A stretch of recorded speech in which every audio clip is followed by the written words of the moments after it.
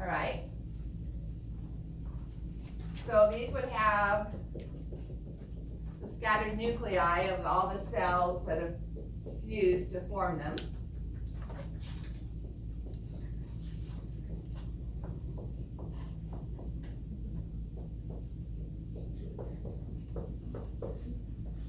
And as it expands, it starts to gain access to uterine glands, all right?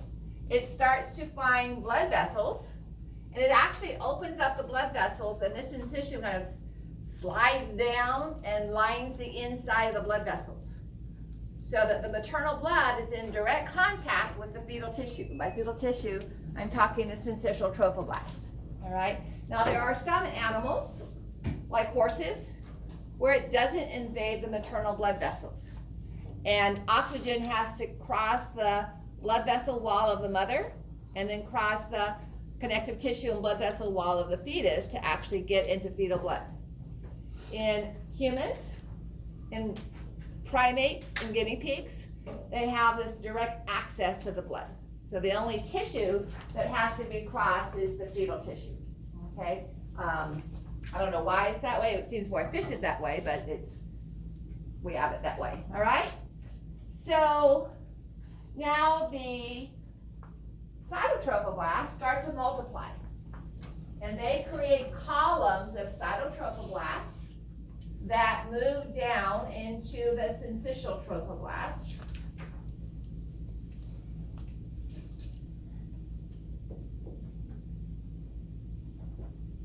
Not very much up here, but as we're deeper in the stratum functionalis and forming more of these branches, we get a more extensive branching of the formation of the cytotrophoblasts. So the cytotrophoblasts then further develop from just epithelial type cells to connective tissue, so fibroblasts, all right? And blood vessels will form in there. And so the connective tissue blood vessels that form from the cytotrophoblast is known as extra embryonic. It's not inside the embryo, all right? So it's extra embryonic. When the term mesoderm is used, it's basically where most of our connective tissue and muscle comes from. So the next main term, we call the combination of syncytial trophoblast and the cytotrophoblast developing into the extra embryonic mesoderm. All of that now is called chorion.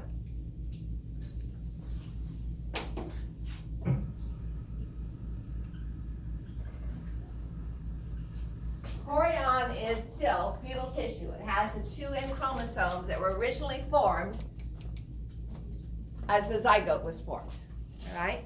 So anything chorion is going to be fetal tissue. So we continue to see further branching, even in the term placenta. When we have this model here,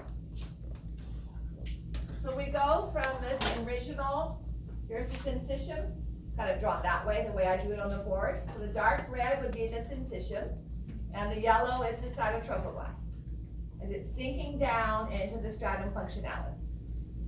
Once it sinks all the way down, don't worry about this white stuff here, but the dark red is the syncytial trophoblast forming branches, kind of the way I've shown there with the blue tissue of the cytotrophoblast and syncytial trophoblast. And then as it further develops, we see this, okay?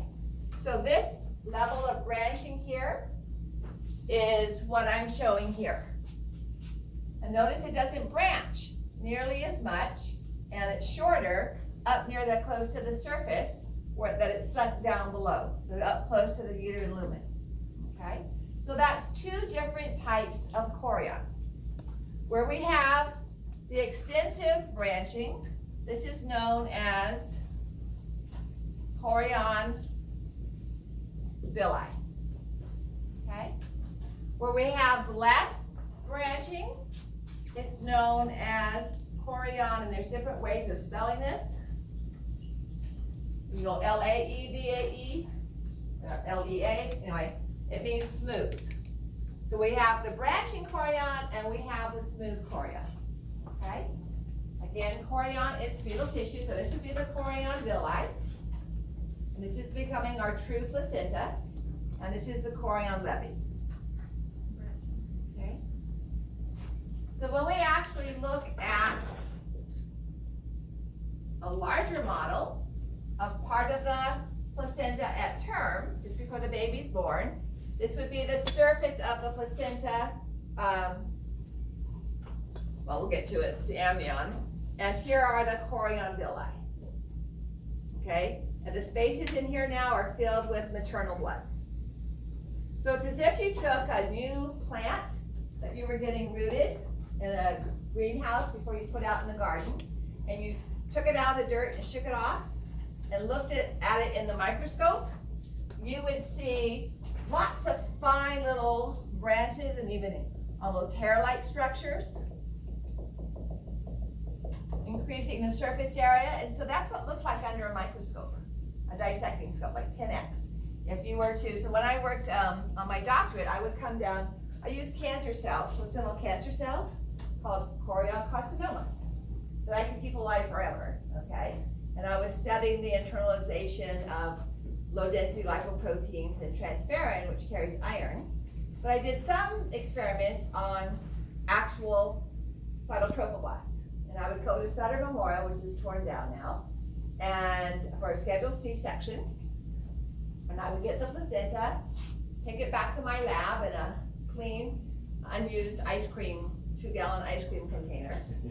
And with personal protection, goggles and all that, I would chop it up in little pieces, because we still, even at term, have cytotrophoblast cells. And through a series of washings, I would isolate those, and I could keep them alive for about 7 to 9 days and do experiments on them, okay? So it really looks like little rootlets of a plant that you pulled out of the dirt. And it has all these branches that provide the surface area for nutrients and waste material to be exchanged with maternal blood. Now, you'll notice that we have the maternal tissue down here. Here are spiral arteries, okay, that are supplying that.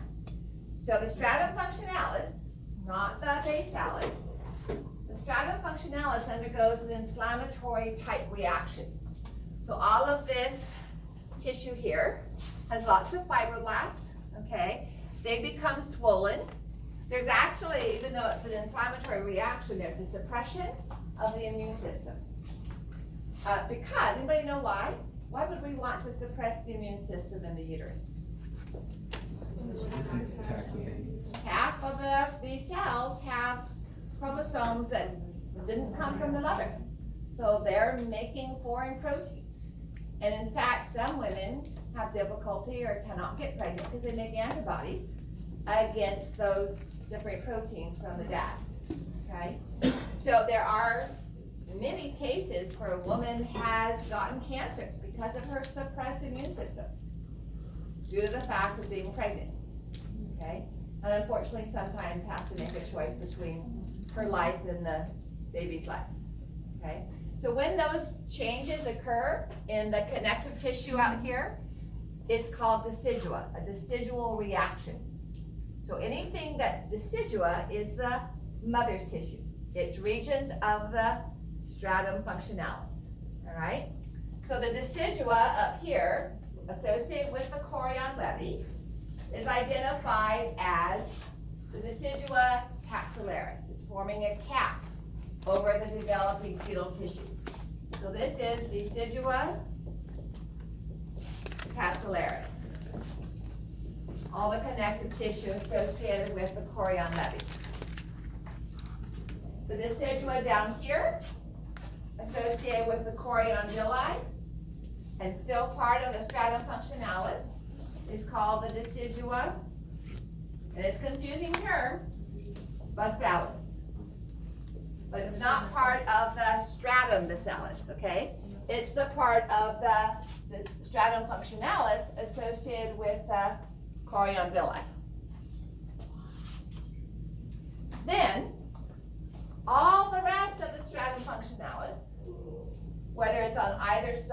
of the implanted tissue, or on the opposite side of the uterine cavity, is known as decidua parietalis. So I'll show you an image of that. Because obviously as our embryo is growing, it's bulging out this surface of the uterus, okay, and pushing it to the opposite side of the uterine cavity.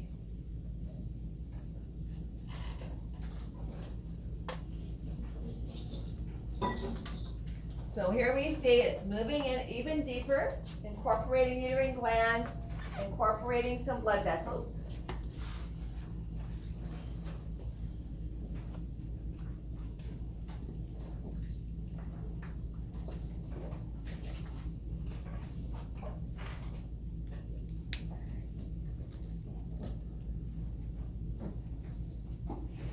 And this is showing, I'm going to stop there because it's showing the development of the inner cell mass, which is not what we're doing right now.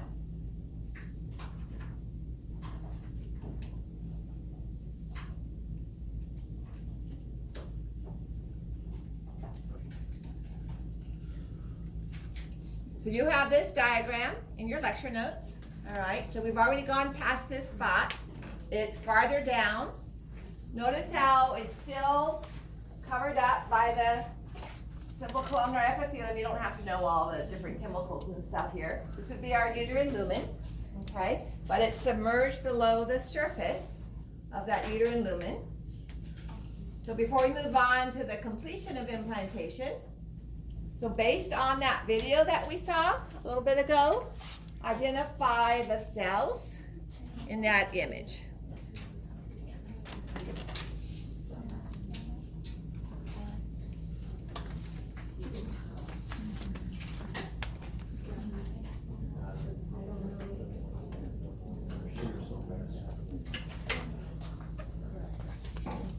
What would the chromosomal pattern be? 2N. 2N, good. We're all done with 2 parentheses, anything. The entire thing, the triple flags, right? Is pointing to inner cell mass. So is this before implantation or after? Before, because there's no other tissue. If you look at that photograph, there's no other cells surrounding it. So in the video, this is what we saw tumbling through the uterine cavity. Okay, so this is just free, there's no cells or tissue around it. So this hasn't implanted yet. Before the implantation. Okay, anybody want more time on this question? Doesn't become cyto until there's cells surrounding it. All right, so now it's completely deep to the surface of the uterine lumen. We don't have any differentiation between chorion villi and chorion levi yet, okay? We just have the syncytial tissue. Has anybody ever heard of chorionic villi sampling as a test for fetal health? So an amniocentesis is done. So I was 38 when I got pregnant with my twins, who turned 23 on Friday. My boy and girl, my younger boy and my only girl, and we didn't know they were twins. In fact, my pregnancy test was so strong, when I went in to see the doctor the first time, their brother was 5, I said to my OBGYN, please tell me they're not twins. And so it was like 7-8 weeks. He just kind of did a vaginal ultrasound. He goes, nope, I just get 1 heartbeat. He did one more, maybe a couple more, when I was 13 weeks, 12 weeks pregnant. My husband and I and my dad went to Burma and to China. I was born in Burma and my dad was born in China. So we were kind of going back to our old stomping grounds, if you will, dragging my husband along. When we came back, I was 14 weeks pregnant and I was scheduled for an amnio just because I was going to be almost 39 when they were born, and my doctor wanted to have that done. So I went in there with my husband, and the tech says, congratulations, you guys are having twins. And my husband literally came up out of his chair. And so then I had to get stuck twice. They had to put in a needle into the amniotic fluid for one baby and fetus and one to the other, and then put a little dye to know that they were in a different amniotic sac. each time. And so an amnio takes fluid from this space right here, and cells from the baby's mouth or the baby's skin, the fetus has sloughed off and are floating around in that. And that's where they get the chromosomes from to do a chromosomal check. Well, you can see this is a pretty small space, okay? Even at 8 or 9 weeks, it would be a high probability of damaging the developing embryo to go into that space. And so, but if there's concern of genetic disorders, all right, then they can get, this is still fetal tissue, right? It's still going to have the same chromosomes that are in the developing embryo. So chorionic villi sampling can go in around 8 weeks and get some of this tissue, some of the chorionic villi, and not have to risk going into the amniotic space and killing the developing embryo. So that's why chorionic villi sampling is done. All right, so there's the extraembryonic mesoderm that's going to come down in here and form the core. And so that, along with the syncytial trophoblast, is our fetal. So anytime you see chorion, I want you to think fetal, okay? And anytime you see decidua, I want you to think maternal. So this is actually a term villus. So this is one of the tiny, tiny, tiny little branches. This multiplies over and over and divides again and again and again, all right?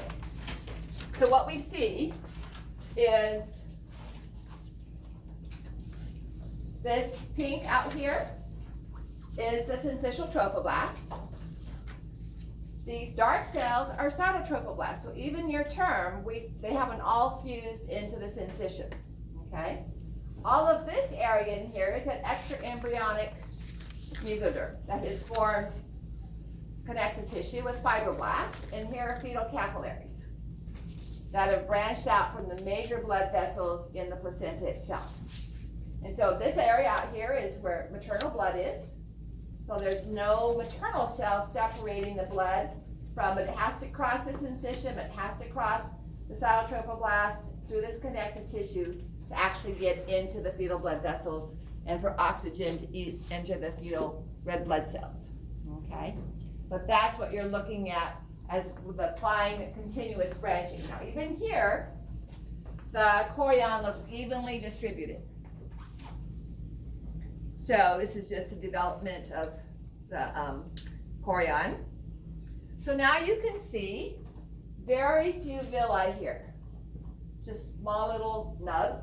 So this is the chorion levy, all right, just under the surface of the uterine component, and down here we have the chorion villi. So for our decidual tissue, this would be decidua capsularis, just between the columnar cells of the endometrium. This would be the uterine lumen here. So we have the columnar cells of the endometrium, a little bit of connective tissue, that's the decidua capsularis, and then the chorion levy, all right? Down here, we have the chorion villi, and this would be the decidua basalis. That portion of the stratum functionalis that's deep to it, where the spiral arteries are supplying blood to the embryo. All right, so we have then 3 different deciduas, and we have 2 different chorions. So notice, first of all, how the growing embryo has bulged out into the uterine cavity. So this would be the endometrium with its simple columnar cells continuing around here. This tissue used to be nice and flat against the surface, all right? But as the embryo grows, it causes that surface to bulge out, almost completely obliterating the lumen, never actually fuses together as we reach term, okay? So this would be stratum functionalis that we're seeing here. Here with this yellow would be the the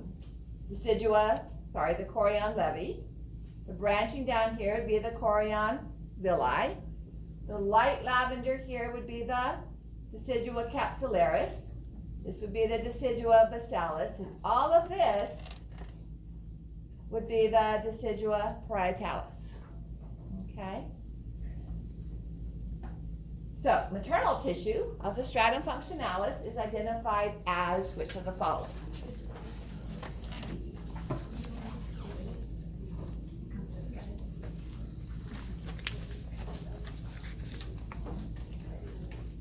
That slide we were on when you asked it, because at the top, it was smelled as a complete attachment to the endometrium had occurred. We say that one more time. I got it. Remember when you asked if it had implanted yet? Yeah. It had said that it had gone ahead and attached fully to the endometrium at that point, and I think that was after here. 130. All right. The baby's gone. Umbilical cord has been cut. All right, so after break, when we come back and talk about embryo development, we'll talk about the formation of the amnion.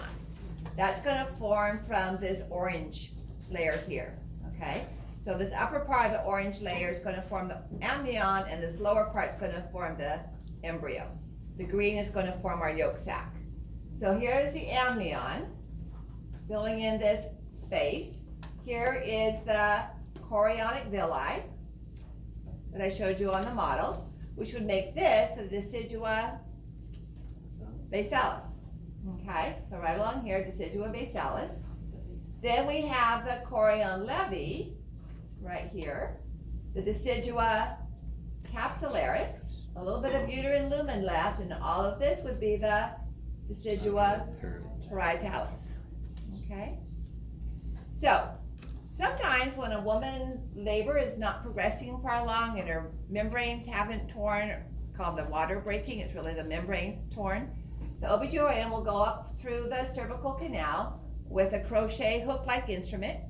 Will actually tear through these membranes here for the water, the amniotic fluid to rush out, and then that usually starts contractions, okay? If it doesn't, they'll start pitocin. Because typically, especially if the woman is tested positive for staph or strep, she needs to be in labor within 24 hours because it increases the risk of infection. So, what is it that's being ruptured? Not the stratum parietalis, okay? But, not decidua parietalis, but decidua capsularis, chorion levi, and the amnion membrane itself, okay? Now, sometimes there is a condition known as placenta previa, in which instead of being on the posterior uterine wall, the placenta, which is usually around 7, this makes it look huge, it's usually around 7 inches in diameter. Anybody know what placenta means? Cake. And there are some people in some cultures that will eat it after birth of the baby, usually cook it, all right? Lots of animals will eat it afterwards. But if the placenta, instead of developing here, develops closer down here, it could even develop across the internal os. And then you have separation, placenta abruptio, where then there could be loss of life, especially of the fetus, as blood is lost and it loses oxygen. All right, so here's what I showed you earlier with syncytial trophoblast, cytotrophoblast, the extraembryonic mesoderm forming the connective tissue and blood vessels. Okay, so that's what the oxygen has to cross through. So here's the image of the placenta. So once the baby is born, all right, we have the afterbirth and the next stage of delivery. And this is identical, except that we have a baby there. This is identical to what happens at menses. Remember, the spiral vessels constrict, and there's a separation between stratum functionalis and stratum basalis.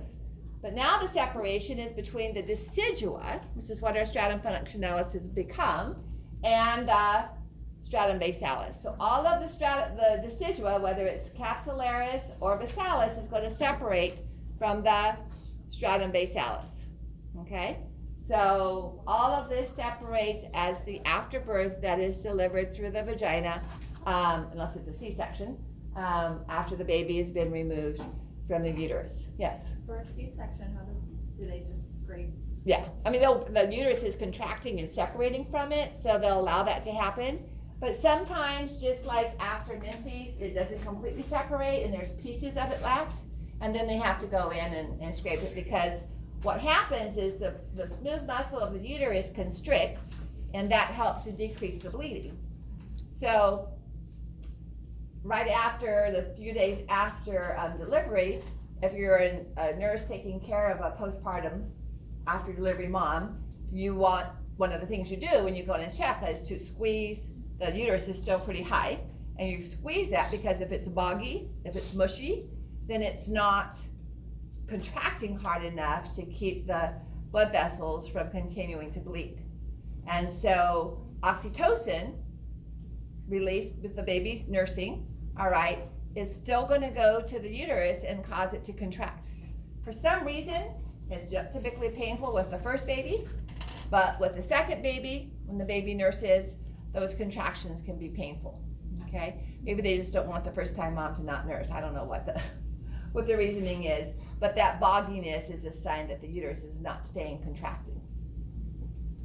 So the last weekend I worked as a labor and delivery nurse before I came out to California to start my doctorate was not a pleasant one. I had a couple who had been trying for 10 years to get pregnant, and they finally did. And on the due date of the baby, they had a doctor's appointment, and the doctor couldn't find a heartbeat. So she sent the couple over to our hospital and hooked up to a baby monitor, a fetal monitor, and we couldn't find a heartbeat either. The baby had died in utero, right at term. And so the OB and the parents wanted to do a C-section. Baby was dead. The C-section's major surgery. And so the other OBGYNs said the baby's already died, the mother's health is not in danger, you don't really have a medical reason to do a C-section. So they gave her prostaglandins to cause the uterus to start to contract and expel the baby, and that caused her temperature to spike up to like 105. And so they put her on a cooling blanket, and it took 3 days for her uterus to get into labor, and another nurse and I delivered the baby. Sorry, that was a long time ago. It was a perfect little boy. No cord around the neck, nothing wrong. So I don't know what had happened. The father, I stayed with the father in the labor room where she had delivered, and the OB took her back into OR to deliver the placenta, and they were gone for almost 5 hours because she started to bleed. Because all of this tissue hadn't completely separated. And I usually tell this story when I do the cardiovascular, when I talk about blood clotting.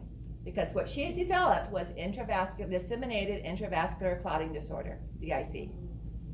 It could have been, the baby didn't smell, even though it had been in there dead for at least 3 days.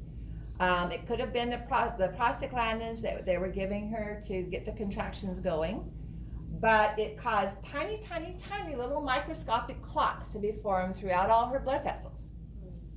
And then when she needed the blood to clot, after the decidual tissue was separating, she didn't have any clotting factors left.